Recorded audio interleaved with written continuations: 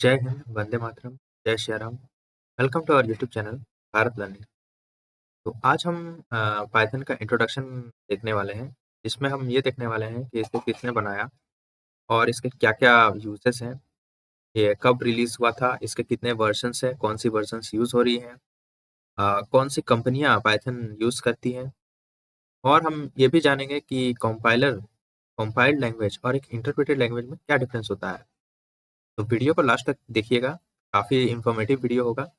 और अगर आपको हमारा पिछला प्रीवियस वीडियो देखना है, जिसमें हमने पाइचाम को सेटअप किया था, तो लिंक आपको डिस्क्रिप्शन में मिल जाएगा और आई बटन में भी लिंक आपको शो हो रहा होगा, तो आप वहाँ से जाके वीडियो को देख सकते हैं। अगर ये वीडियो आपको अच्छा लगे, तो वीडियो को लाइक कीजिए, चैनल को सब्सक्राइब कीजिए और अपने दोस्तों के साथ इसको शेयर करना ना भूलें और अपने बेल नोटिफिकेशन को ऑन कर दीजिए। तो लेट्स गेट स्टार्टेड। तो पाइथन जो है वो डेवलप करके दिया गया था डच प्रोग्रामर गुडो वैन रोसम के थ्रू 1989 में ही, बट उसे 1991 में रिलीज़ किया गया। पाइथन 1 जो था उसमें आपको लैम्डा, मैप, फिल्टर, रेड्यूस जैसे एक्सप्रेशंस मिलते हैं। पाइथन 2 में 2.0 जो है वो उसमें आपको list comprehension, garbage collection system जैसे न्यू फीचर्स मिलते हैं।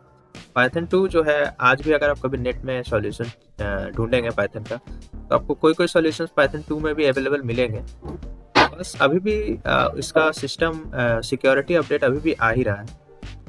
तो लैंग्वेज कुछ हद तक यूजेबल है, बट बहुत लोग अभी पाइथन 3.0 जो लेटेस्ट है उस पर स्विच कर चुके हैं। Python is a high level object oriented interpreted language with dynamic semantics. तो यह एक हाई लेवल लैंग्वेज है, मतलब ह्यूमंस का अंडरस्टैंडिंग के लेवल पे बना हुआ है।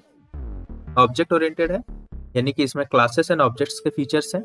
हाँ, और प्रोसीड्यूरियल ओरिएंटेड भी है, बिकॉज आप नॉर्मल प्रोसीड्योर से भी कर सकते हैं मेन फंक्शन जो सी में जो प्रोसीड्यूरियल ओरिएंटेड रहता है वो भी इसमें एप्लीकेबल है, और जावा के जैसा ऑब्जेक्ट ओरिएंटेड वो भी इसमें एप्लीकेबल है।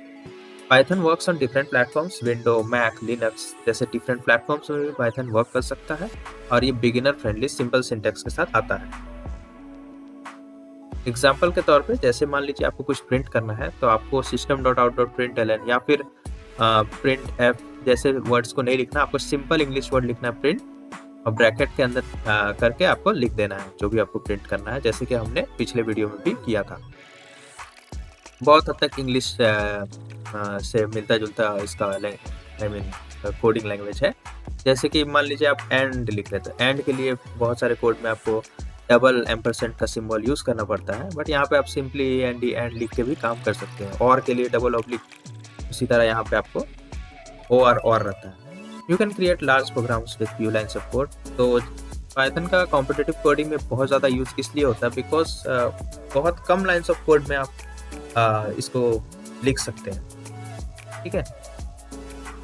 अब डायनेमिक सिमेंटिक्स जो है, इसका मतलब क्या है कि मान लीजिए कोई वेरिएबल आप डिक्लेयर कर रहे हैं, ठीक है, तो वेरिएबल डिक्लेयर करने के बाद उसका आपको डेटा टाइप भी आपको बताना पड़ता है। ठीक है, इनिशियलाइज करके डेटा टाइप भी बताना पड़ता है। तो यहाँ पे कुछ भी नहीं है, आप सीधा आप एक वेरिएबल लो, जैसे मान लीजिए int a equal to suppose कीजिए 12 मैंने लिया। यहाँ पे उस तरह का कोई इशू नहीं है, आप ए इक्वल टू 12 लीजिए, पाइथन समझ जाएगा कि आप इंटीजर डेटा टाइप पे काम कर रहे हैं। तो ये बहुत ही ज़्यादा यूजफुल एडवांटेज है पाइथन का, और फ्यूअर लाइन्स ऑफ कोड में भी हो जाता है। आगे बढ़ते हैं। पाइथन के यूजेस, तो पाइथन के जो यूजेस है वो क्या क्या है। डेस्कटॉप एप्लीकेशन में यूज़ होता है। इसके फ्रेमवर्क्स क्या क्या है, तो कीवी, पाई, क्यूटीफाई और टीकेइंट जैसी लाइब्रेरीज जो है ये आपको डेस्कटॉप एप्लीकेशन में बहुत हेल्प करेंगी। बहुत सारी है, बट इसमें से मैंने 3 पिक किया है। वेब एप्लीकेशन में आपका डीजेंगो, फ्लास्क, चेरीपाई जैसे फ्रेमवर्क्स हैं जो आपको बहुत ही ज़्यादा आसानी से और जल्दी डायनेमिक वेब पेज बना के दे सकते हैं। डेटा एनालिटिक्स के लिए नमपाई, पांडास, स्कीपाई जैसे लाइब्रेरीज हैं अवेलेबल, जिससे आप बहुत इजीली CSV फाइल्स को रीड कर सकते हैं, और प्लस आप डेटा का फ्लोज और उसको प्रॉपर एनालाइज कर सकते हैं कि कहाँ पे क्या है, उसको एक प्रॉपर रिपोर्ट में बना के दिखा सकते हैं। ये बेसिकली डेटा एनालिसिस में बहुत हेल्प करता है। डेटा साइंटिस्ट के फील्ड में भी, जैसे कि आपको sklearn है, इससे आपको मॉडल ट्रेनिंग, मॉडल बिल्डिंग, प्रिडिक्टिबिलिटी जैसे कॉम्प्लेक्स टास्क को करना पड़ता है, तो उसमें भी पाइथन के पास प्रॉपर लाइब्रेरीज़ हैं, स्कीपाई, सीबॉर्न, मैटप्लॉट, ये जो है ये सारे लाइब्रेरीज़ हैं। मशीन लर्निंग एंड एआई में भी है। मैं 3 ले रहा हूँ, इसका ये मतलब नहीं कि डेटा साइंस में आपका डेटा एनालिटिक्स वाला यूज़ नहीं होता है। ऑब्वियसली डेटा एनालिटिक्स के भी लाइब्रेरीज़ आप यूज़ कर सकते हैं। ये सब मिले हुए हैं एक साथ, ठीक है? Data analytics, data science, machine learning, AI, scientific computing और रोबोटिक्स, ये सब ऑलमोस्ट सेम ही कैटेगरी में आते हैं। तो मशीन लर्निंग एआई में आपको टेंसरफ्लो फ्रेमवर्क मिलता है, मैटप्लॉटलिब है, ये आपको प्लॉटिंग में हेल्प करेगा, साइकिट-लर्न है, मॉडल ट्रेनिंग में यूज़ होता है। फिर आपका साइंटिफिक कंप्यूटिंग है, साइंटिफिक वैल्यूज़ को कंप्यूट करना, ठीक है? तो ये सब में आपको नमपाई, स्कीपाई और पांडास के जैसे फ्रेमवर्क मिलते हैं, लाइब्रेरीज़ मिलती हैं।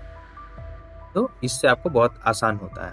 रोबोटिक्स में आपको डार्ट, पायरो, पाइडाई, गेमिंग में पाइगेम से आप स्नेक के गेम्स बना सकते हैं, वो बहुत पॉपुलर हुआ था। तो पाइगेम से आप स्नेक वाला जो पॉपुलर गेम है, जो नोकिया में हम लोग खेलते थे, वो आप बना सकते हैं, कीवी, पाइजेट।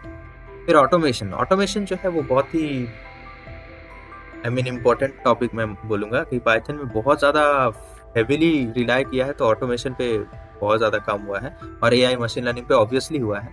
बट ऑटोमेशन जो है काफ़ी हेल्पफुल है बहुत लोगों के लिए। सेलेनियम जो है ये एक ऑटोमेशन टेस्टिंग के लिए यूज़ हो जाता है। पांडास है, रिक्वेस्ट है, ब्यूटीफुल शॉप है, बहुत सारे हैं।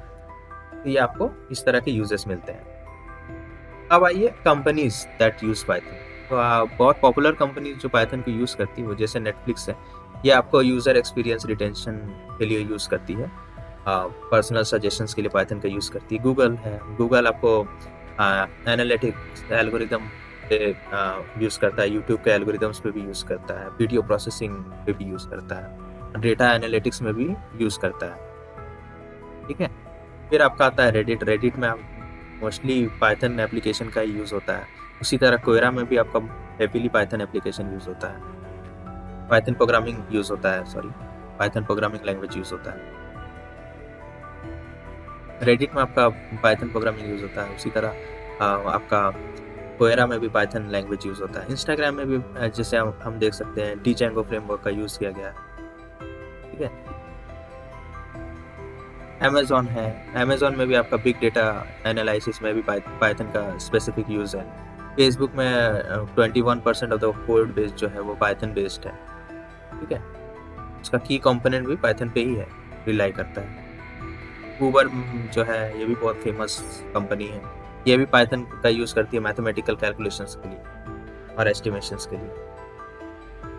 अब आते हैं हम पाइथन के फीचर्स क्या-क्या हैं। तो इतने कंपनी इसको यूज़ करती है, तो इसके फीचर्स क्या-क्या हैं?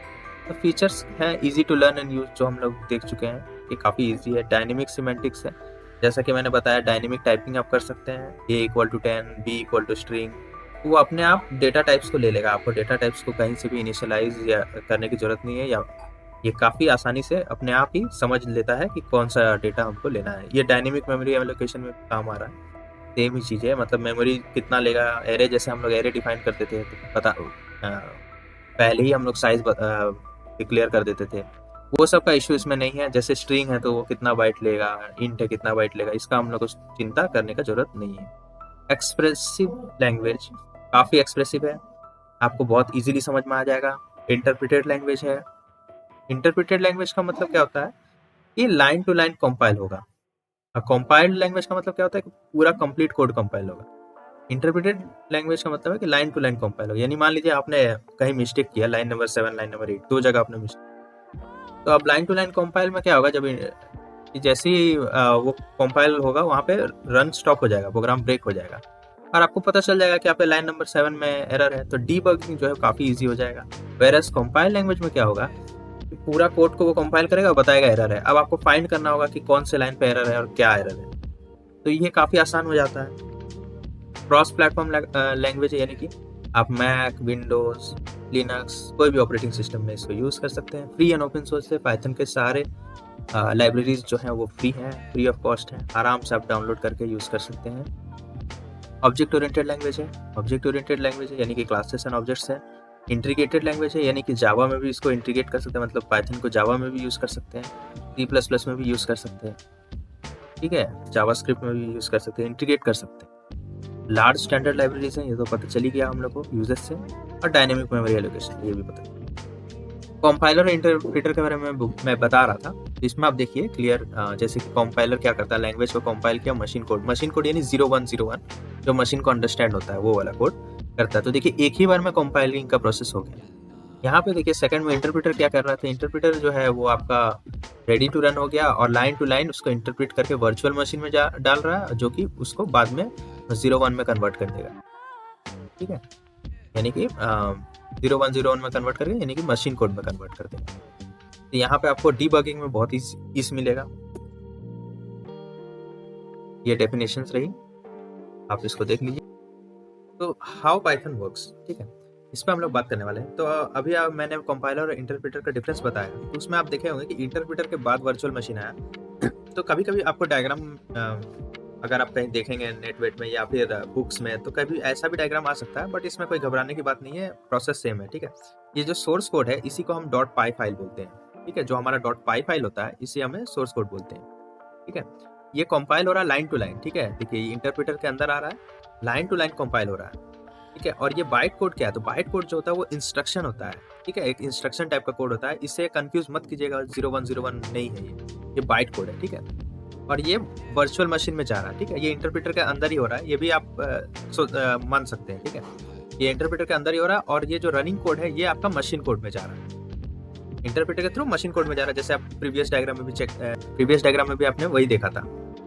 तो लाइब्रेरी मॉड्यूल यहाँ पे मिक्सअप हो रहा है, जो भी हमने लाइब्रेरीज इंपोर्ट की होंगी वो सारी लाइब्रेरीज इसमें मैच होंगी, और उसके बाद हमारा फाइनल कोड बनेगा और वो 0101 के फॉर्मेट में मशीन कोड में कन्वर्ट होकर जाएगा। तो ये पाइथन की वर्किंग है। अगर ये वीडियो आपको अच्छा लगा है, इन्फॉर्मेटिव लगा है, चैनल को लाइक शेयर और सब्सक्राइब कर दीजिए, और बेल नोटिफिकेशन को ऑन कर दीजिए। मैं इसी तरह नए नए वीडियो लाते रहूँगा। तो मिलते हैं नेक्स्ट वीडियो में।